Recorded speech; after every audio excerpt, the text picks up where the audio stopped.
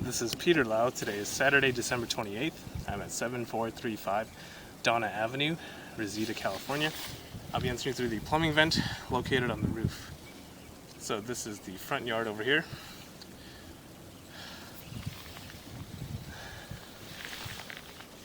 And I'm utilizing the largest vent on top of this roof. So there's about 1.5 inches. That one's 1.5 inches in diameter.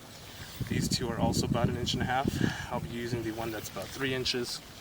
In a brief moment, we will be transitioning to the end of the sewer line, as that provides the clearest video.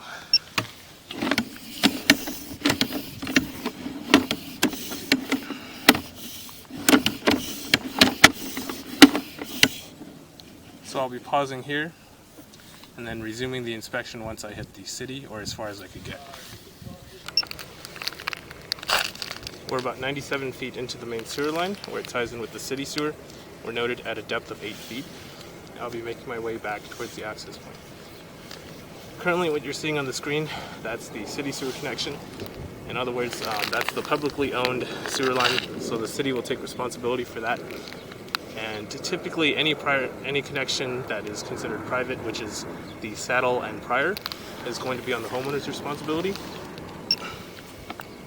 So typically, as I mentioned, this portion of the line is the saddle, so any connection prior to this will be on the homeowner's responsibility. So we're noticing some debris buildup on the right hand side of that joint. Typically debris does not form naturally like that. It's because roots are growing in, and then debris is catching onto the little roots that are grown into the line. So you can see that there's currently a lot of water running. It's always good to run water during and prior to the inspection. So I'm going to go down and turn this water off, and then I'll start recording after it's been off for a few minutes. So the water has been turned off now. I'll be resuming the inspection. So it's important to run water because I'm checking for a few things. I want to make sure that the roots that have grown into the line aren't causing a complete blockage of water flow. I want to make sure that there's no stagnant water in the line, because that could indicate an issue with sloping.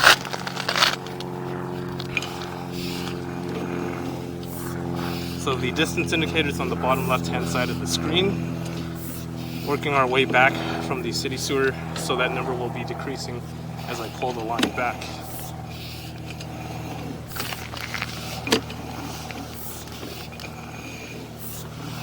So things I'm typically looking out for any kind of offsets, root intrusion within the line.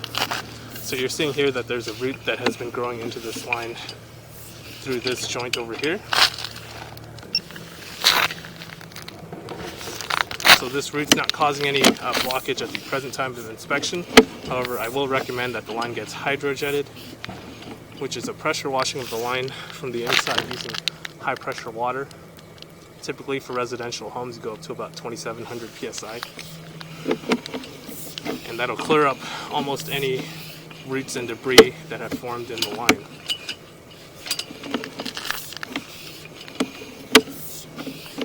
So working my way back, still from clay piping. So that's typical for cities to use clay for their sewer line material. And we're seeing a little bit more roots on the left-hand side of that joint. So I talked a little bit about offsets. So I'm looking out for offsets of the joints within the clay, because that's what allows for moisture to seep out of the joint. And then if you have trees or even grass in some cases growing in close proximity to the sewer line, you might get roots growing in.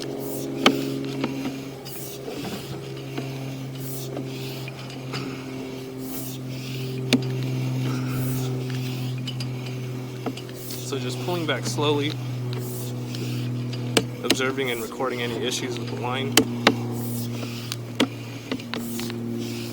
With about 38 feet remaining.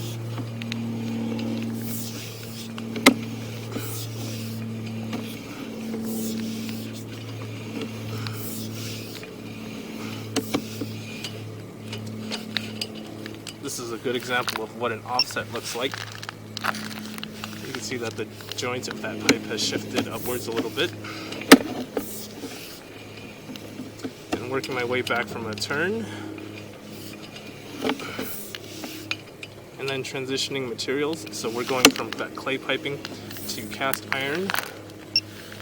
So typically the service life of cast iron is roughly 60 to 80 years.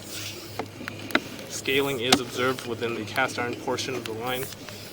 So scaling is basically a buildup of minerals. It gets caked onto itself over the years. And then we do have another transition of materials. So 3 total materials that this sewer line comprises of. You have the clay, which is closer to the city side. And then you have the cast iron and the ABS, which you'll see underneath the house. So ABS is considered modern day plumbing material. It's good to see ABS within the sewer line, because that means they've done some work where they've updated a portion of it. And what I'm looking out for in the ABS portion, typically you won't see roots or offsets.